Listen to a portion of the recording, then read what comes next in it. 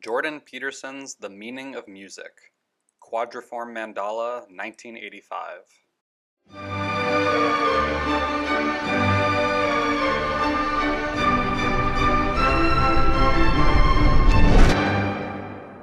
What is the story behind the logo that you use in your intros? Where did it come from? That logo is called The Meaning of Music, and it's actually a sculpture that I made in 1985 that's about 5.5 feet by 5.5 feet and about 8 inches thick, and it's made out of foam core, which is this. It's a material that's often used as a backing for paintings or for when you get them framed. It's styrofoam sheet about 1/4 of an inch thick with paper on both sides, and you can cut it very accurately with an X-Acto knife. And so what I did was make a stack of those foam core sheets about 8 inches high, and I made the thing in quarters, and so that it would fit together on the wall because it would have been too big to maneuver easily. And it's a very complicated image. It's a 3-dimensional representation of a 2-dimensional representation of a 4-dimensional object. And that 4-dimensional object you could think of as, it's a representation of time and space. And I can tell you, I kind of have to hint at what the painting means, or the sculpture. It means the same thing that music means. You know how music unfolds and then something else unfolds within it, and then it unfolds again within it, like a rose opening into the day.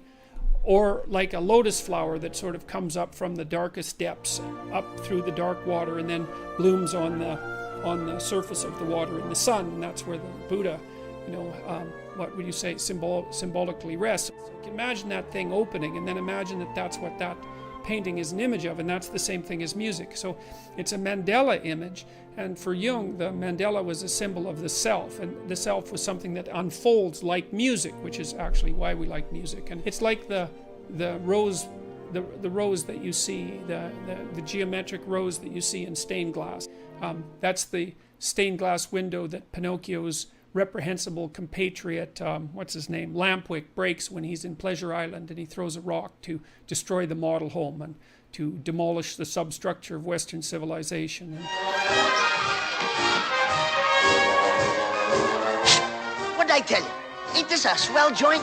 Yeah, being bad's a lot of fun, ain't it? Yeah, huh? Get a load of that stained glass window.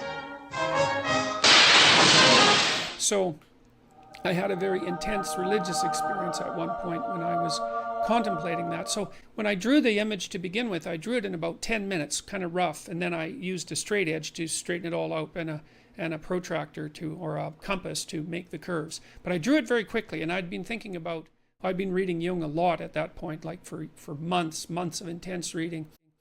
And that image sort of popped out of me very suddenly. But it took about 3 months to make the actual image. This was back in 1985 when I was a graduate student, and I was listening to the Jupiter Symphony, which is the piece of music that I use, that was used for the intro to my videos, and it's a Mozart symphony. This happened, man. So this happened. So I was really watching that mandala, that quarter mandala that I had made intensely, and listening to the music, trying to understand what the music was signifying, because music has intrinsic meaning, which is a very strange thing. Now, part of the reason for that is that language has meaning, and our language has a musical quality, right? And that's processed mostly by the right hemisphere, so that when people speak, there's a melody in their language, and that carries a lot of the emotional import. And then what musicians have done is figured out how to use that musical faculty, let's call it, that non-semantic musical faculty, to sort of purely denote meaning. That's part of what music means.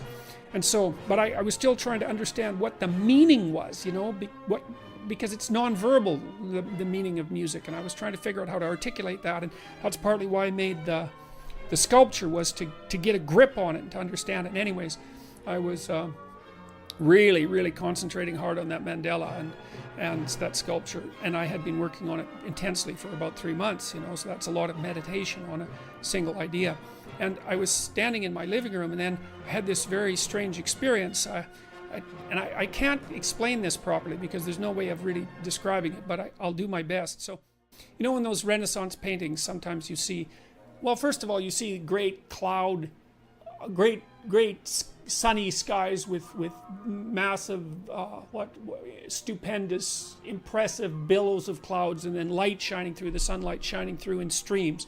Sometimes that's captured very beautifully by, especially English, later artists, usually that are later than the Renaissance, but you see it in Renaissance paintings too. And you also see in Renaissance paintings, especially in the earlier phase of the Renaissance, the sky opening up and God sort of peering forth through the clouds. And that's exactly what seemed to happen to me, is that I had this sense, it was like a vision, although I was still in my living room and knew it, but inside the theater of my imagination, I could feel the sky opening up. Now, it wasn't the sky, it was, I would say, the only way I can really think about it is that it was something like another dimension.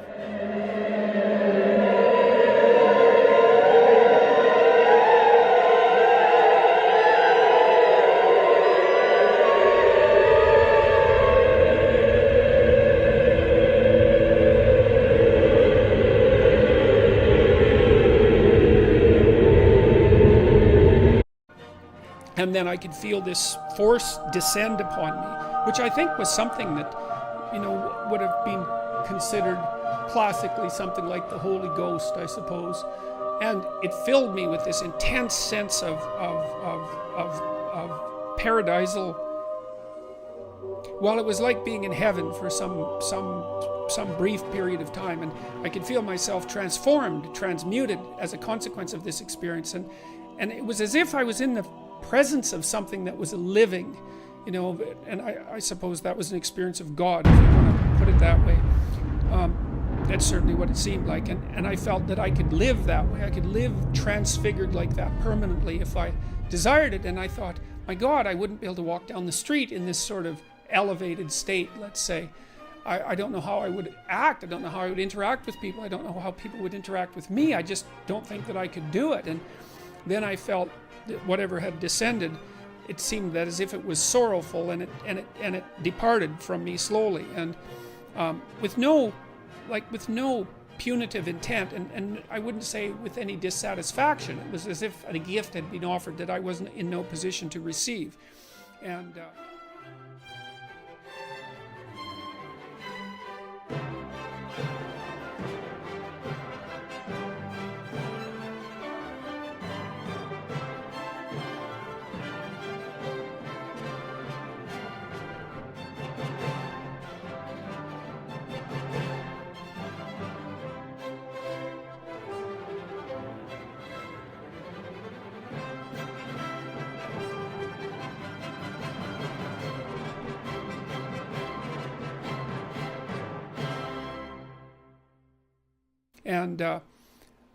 I talked to my wife soon afterwards. I shook physically for about half an hour after that experience, like I was shaking, like you shake after a car accident, if you've ever been in a car accident, and my pupils were completely dilated. And I had a couple of experiences like that, like echoes of it a couple of times after that. And so anyways, that was a very, very powerful experience. I've certainly never forgotten that. And well, I don't know what to think about that. I mean, God only knows what the world is really like, that's for sure. And I've had a variety of very strange experiences that have convinced me that we know very little about anything.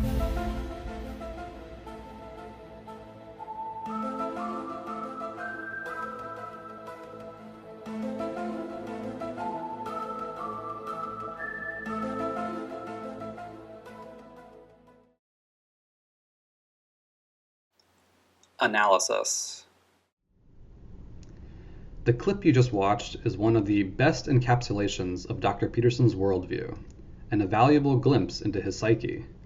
The subject is clearly very personal to him, possibly the only piece of art Peterson has made and publicized to the extent that it's now universally recognizable as his logo, synonymous with his brand.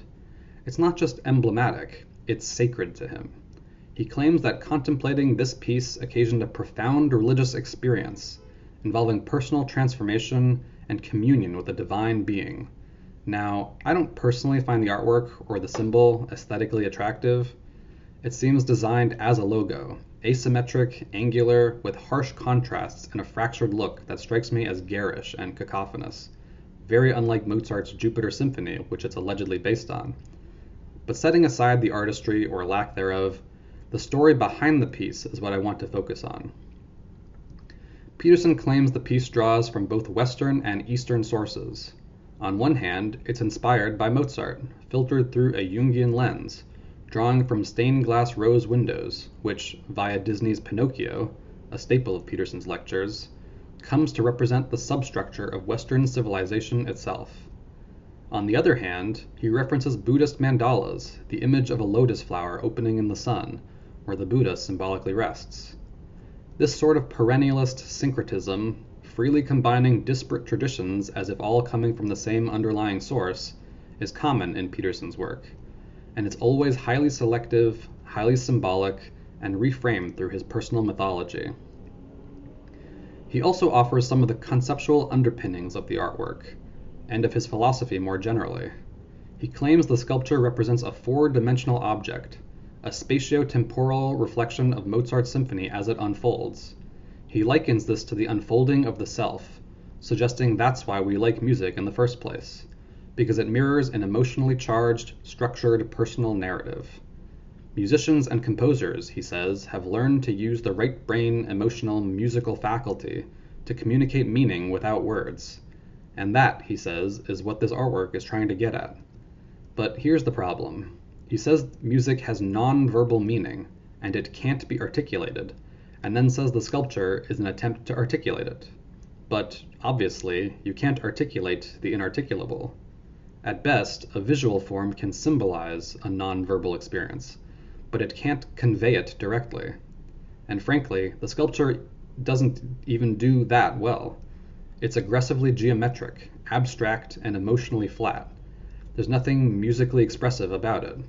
Also, setting aside the left brain, right brain, hemispheric essentialism he leans on, Peterson's explanation is muddled. He says the piece captures how music conveys meaning, but the piece doesn't evoke musicality or meaning. Peterson also seems to want to come across as aesthetically and historically literate, but his attempts at art history often fall flat. For example, he claims that the motif of God peering through clouds with sunlight streaming down is common in Renaissance and later English art, but that's simply not true. It's a motif of 17th century continental, Baroque, Catholic art. Rubens, Reni, Pozzo, not Renaissance, nor later English art. Once again, what sounds learned collapses under scrutiny and undermines his credibility. Then there's Disney's Pinocchio. Peterson fixates on the moment where Lampwick smashes a rose window and interprets it as the symbolic destruction of Western civilization. It's not just a window, it's the substructure of moral order. This isn't new. Pinocchio is foundational in Peterson's symbolic universe. Every scene is an allegory, every character an archetype. But here's the thing. While the scene clearly critiques adolescent rebellion and the rejection of beauty, turning it into a political, cultural apocalypse is a stretch. Most viewers would never draw that conclusion. There is, however, another Disney film that makes that connection more directly. Education for Death, a wartime anti-Nazi short in which fascist youths destroy books, music, art, and finally, a stained glass Madonna with child.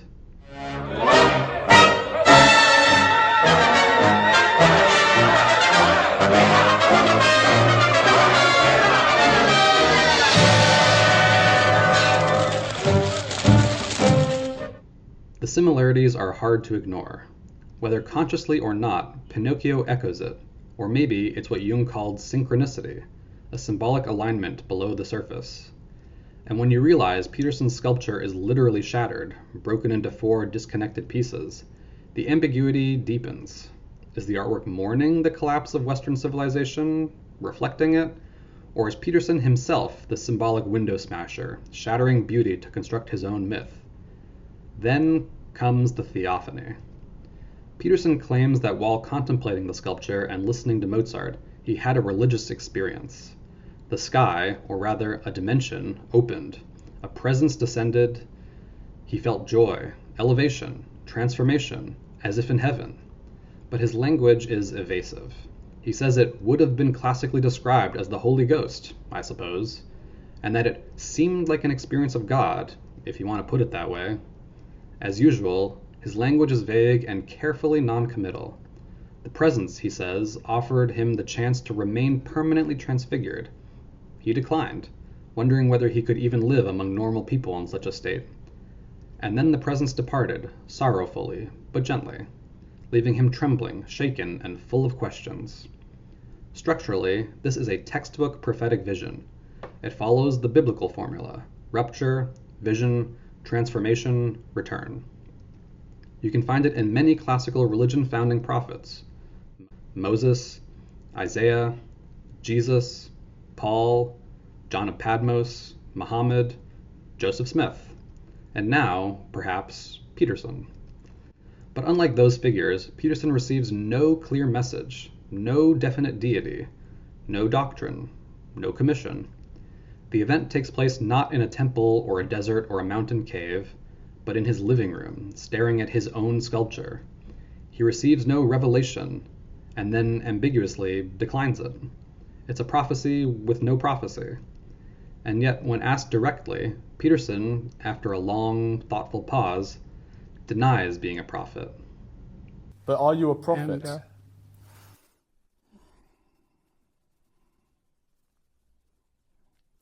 see, to say yes or no, I have to think about how I might be conceptualized, how what I'm doing might be conceptualized. No, I think I see myself as a psychologist. The denial is strategic. He wants to maintain distance while performing prophecy, allowing the audience to draw their own conclusions. But there's another angle worth mentioning: psychedelics. Peterson has spoken openly about taking psilocybin magic mushrooms, and the way he describes this experience, the trembling, pupil dilation, euphoria, a sense of contact with something alive, strongly resembles a classic psychedelic trip. I have taken extremely high doses of psilocybin. Like 4 doses is enough basically to knock you out of your body. I wouldn't recommend it casually. I took 7 grams 3 times. And I had this shamanic experience. I'm not claiming that the phenomena of psilocybin intoxication is direct proof for the existence of God. I'm not saying that. I am saying although that'd be awesome. Well, people do report personal experiences of that sort of thing. So it's not completely out of the realm of the experience. But it's also because of the problem of the border between the subjective and the objective. It's difficult to probe deeply enough to come up with anything definitive. And I understand that that's a problem. But the supernatural issue, that's a different issue. Like, people are capable of entering different experiential realms where things are qualitatively different to them. The perceptions are different, the thoughts are different, their response to the world is different. They feel that they've died an ego death and transcended their normal mode of perception. Like, maybe that's not part of the supernatural, but then you're starting to define the supernatural pretty narrowly. And the psilocybin experiments and also the large-scale analysis of psychedelic drug users, by the way, also indicate that the use of such substances is generally associated with an increment in health rather than a decrement, which is quite interesting, right? It's not something you'd necessarily expect. So here's a question.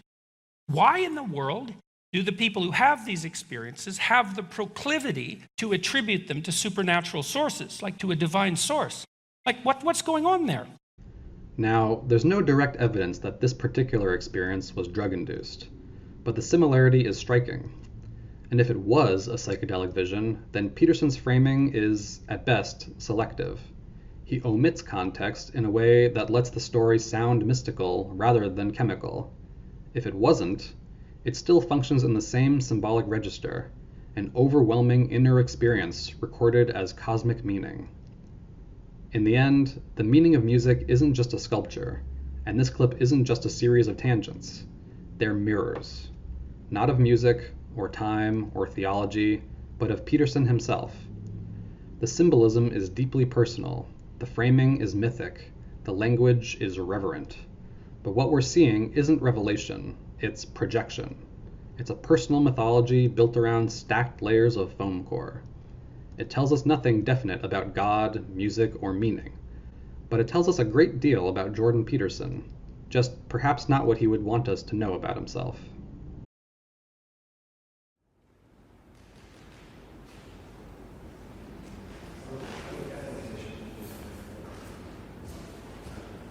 This piece is titled The Meaning of Music by Jordan B. Peterson, born in 1962. It was created in 1985 and measures approximately 66 by 66 by 8 inches. The medium is foam core, hand-cut and assembled into a geometric relief.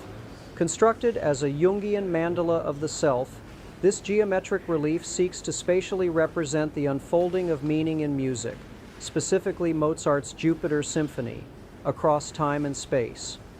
Unfolding like a blooming rose, its stark palette of red, white, black, gray, and ochres, combined with its fragmented, asymmetrical form, evokes both symbolic aspiration and psychological fracture. Its disjointed structure may also allude to the shattered substructure of Western civilization itself. Notably, the sculpture became the focal point of a profound religious experience for the artist.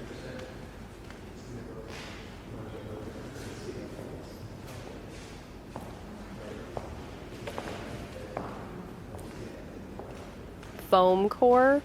Alright, maybe it's that heavier framing board or whatever, but still, he built his mandala of the self out of what's basically poster board. Feels more like a mock-up than a masterpiece. Yeah, it's giving Bauhaus 101 final project. You know what it reminds me of? El Lisitsky's Proun sketches, except that it looks like he tried to turn his personal brand into a sacred symbol. And those colors? Red, white, black. I'm just gonna say it. It's flirting with Nazi aesthetics. Add ochre and gray, and you've got the full German flag sampler. The broken quadrants, divided Berlin maybe. 1985, still in the thick of Cold War anxiety. It's like a Jungian swastika made by someone who read Mein Kampf and Man and his symbols the same semester. And this is supposed to be a symbol of the self? Who is this guy? He says it's a rose unfolding through time and space, like the Jupiter Symphony, but in 4-dimensional geometry. But yeah, honestly, I don't hear Mozart. I hear Deutschland über alles in 3D. And the ego on this. Imagine making a sculpture in grad school, and then decades later, claiming it gave you a full-blown religious revelation from your own art. I heard he sketched it in 10 minutes. Probably mid-mushroom trip. And you know what? It kind of shows. I don't think he's faking it, though. He really believes it. But this reads more like a personal emblem than a finished work. It feels like a rough draft of something bigger, if he had the chops to actually finish it. Honestly, the backstory's more compelling than the piece itself. Yeah, it's not terrible, just painfully self-serious. Like its creator. All right, it's starting to give me a headache. Let's move on.